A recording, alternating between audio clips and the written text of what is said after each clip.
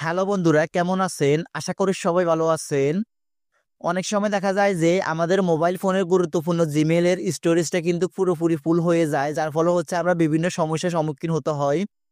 So আজকের এই ভিডিওতে আমি আপনাদেরকে দেখিয়ে দিব যাদের হচ্ছে জিমেইলের স্টোরেজটা একবারে পুরোপুরি ফুল হয়ে গিয়েছে তারা কিভাবে ক্লিয়ার করবেন কিংবা কিভাবে খালি করবেন।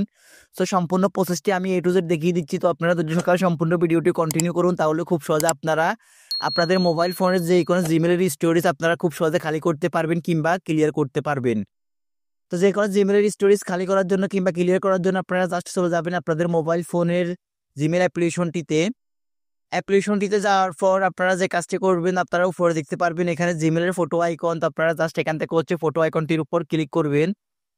ক্লিক করার পর এখানে দেখতে পারবেন আপনাদের স্টোরেজটা কতটুকু ফিল আপ হয়ে গিয়েছে বা কতটুকু খালি আছে সবকিছু আপনারা এখানে দেখতে পারবেন। তো আপনারা দেখতে পারতেছেন নিচে স্টোরেজ ইউএসড 71% অফ 15 জিবি, মানে হচ্ছে এখানে আমার 15 জিবির মধ্যে 71% কিন্তু অলরেডি ফিল আপ হয়ে গিয়েছে কিংবা ফুল হয়ে গিয়েছে।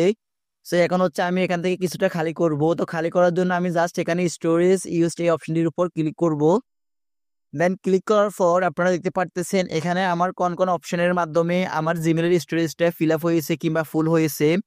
তো তার মধ্যে সবচেয়ে অন্যতম সেটি হচ্ছে গুগল ফটোস হচ্ছে আমার 6.34 জিবি অলরেডি তারা কিন্তু ফিল আপ করে ফেলেছে। তারপর হচ্ছে হোয়াটসঅ্যাপে 3.25 জিবি, মানে হচ্ছে হোয়াটসঅ্যাপে আমার 3 জিবির উপরে কিন্তু স্টোরেজ তারা ফিল আপ করে নিয়েছে। তারপর হচ্ছে জিমেলে 870 MB, তারপর হচ্ছে গুগল ড্রাইভে 253 MB। এভাবে হচ্ছে আমার জিমেল স্টোরেজটা কিন্তু তারা 10 জিবির উপরে কিন্তু খেয়ে ফেলেছে কিংবা জিমেল স্টোরেজটা কিন্তু ফিল আপ করে ফেলেছে।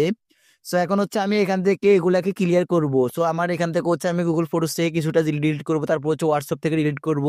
সো এগুলো আমি আপনাদেরকে ডিলিট করে দেখাচ্ছি। তো ডিলিট করার জন্য আপনারা জাস্ট এখানে হচ্ছে ক্লিন আপ স্পেসের উপর ক্লিক করবেন। ক্লিক করার পর আপনারা এখানে জাস্ট এখান থেকে জাস্ট ওয়ান্সের উপর ক্লিক করে দিয়ে গুগল ক্রোম ব্রাউজারটাকে সিলেক্ট করে দিবেন। দেন হচ্ছে আপনাদেরকে সরাসরি গুগল ক্রোম ব্রাউজারে নিয়ে যাবে।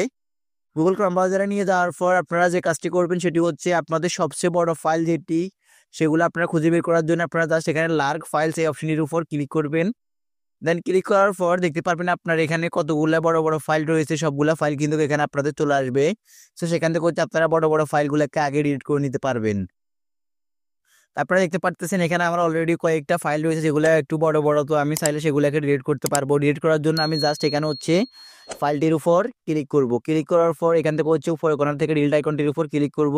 এখান থেকে হচ্ছে জাস্ট এটাকে আমি টিকমার্ক করে দিয়ে দেন হচ্ছে এখানে পার্মানেন্টলি ডিলিট এই অপশনটির উপর ক্লিক করে দিব। দেন হচ্ছে আমার এটি পার্মানেন্টলি ডিলিট হয়ে যাবে।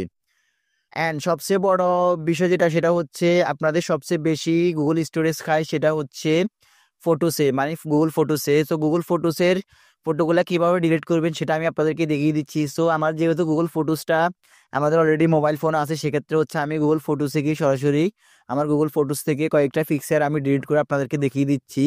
সো আপনারা গুগল ফটোসের পিকচারগুলো যখন ডিলিট করে দিবেন তখন কিন্তু আপনাদের এখানে যে জিমেল স্টোরেজটা ফুল দেখাবে সেটা কিন্তু আর দেখাবে না। তো আমি আপনাদেরকে সেটা দেখিয়ে দিচ্ছি। জাস্ট আমি এখান থেকে হচ্ছে আমার গুগল ফটোসে চলে যাচ্ছি।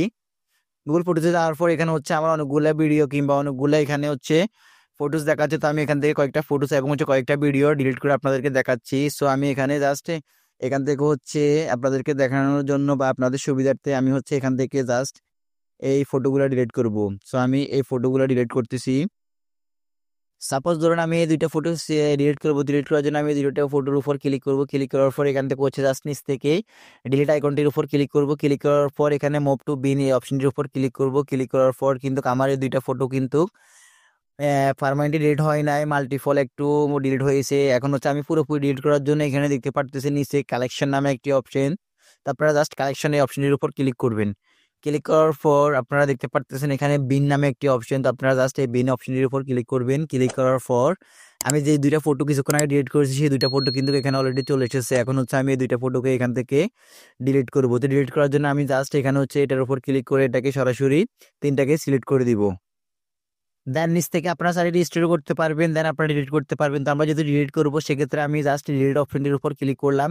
ক্লিক করার পর এখানে ডিলিট পার্মানেন্টলি এই অপশনটির উপর ক্লিক করে দিব। দেন হচ্ছে আমার পিকচারগুলো কিন্তু গুগল ফটোস থেকে অলরেডি ডিলিট হয়ে যাবে বা সরাসরি ডিলিট হয়ে যাবে। তারপর হচ্ছে আমার গুগল স্টোরেজটা কিন্তু সরাসরি একটু স্পেস চলে আসবে। এখন হচ্ছে আমি আপনাদেরকে দেখাচ্ছি হোয়াটসঅ্যাপ থেকে কিভাবে আপনার গুগল স্টোরেজটাকে আপনারা খালি করবেন। তো আমি জাস্ট চলে যাচ্ছি সরাসরি হোয়াটসঅ্যাপে। সো হোয়াটসঅ্যাপে যাওয়ার পর কিন্তু আমরা বিভিন্ন গ্রুপের সাথে অ্যাড হয়ে থাকি বা হোয়াটসঅ্যাপে আমাদের বিভিন্ন গ্রুপে অ্যাড করা থাকে। তার ফলে হচ্ছে আমাদেরকে হোয়াটসঅ্যাপে যতগুলো ডকুমেন্টস কিংবা ভিডিও পাঠায় সেগুলো কিন্তু আমাদের গুগল স্টোরেজে কিন্তু তা লোড হয়ে যায়, কিংবা সেটা হচ্ছে আমাদের গুগল স্টোরেজটাকে তারা কিন্তু ফিল আপ করে নেয়। তো এখন হচ্ছে আমি আপনাদেরকে দেখাবো কিংবা আপনারা সেগুলোকে ক্লিয়ার করবেন। তো জাস্ট আমি আপনাদেরকে বোঝানোর ক্ষেত্রে এটার উপর ক্লিক করলাম, এই গ্রুপটার উপর। দেন হচ্ছে এই গ্রুপটা থেকে আমি সরাসরি এই যে ভিডিওগুলো কিংবা এই যে এই ডকুমেন্টসগুলো আমি ডিলিট করবো। ডিলিট করার জন্য আমি জাস্ট উপর থেকে থ্রি ডট লাইনসের উপর ক্লিক করব। দেন হচ্ছে এখানে আপনারা দেখতে পারতেছেন মোর অপশনটির উপর ক্লিক করে এখানে হচ্ছে জাস্ট এখানে ক্লিয়ার সেট এই অপশনটির উপর ক্লিয়ার সেটের উপর ক্লিক করে দিয়ে সবগুলো ক্লিয়ার করে দিব। দেন হচ্ছে আমার গুগল স্টোরেজ থেকে কিন্তু অনেকগুলো স্টোরেজ কিন্তু খালি হয়ে যাবে। তো গাইস এভাবে হচ্ছে আপনারা আপনাদের মোবাইল ফোনের গুরুত্বপূর্ণ জিমেলের স্টোরেজটা কিন্তু খুব সহজে আপনারা ক্লিয়ার করতে পারবেন কিংবা খালি করতে পারবেন।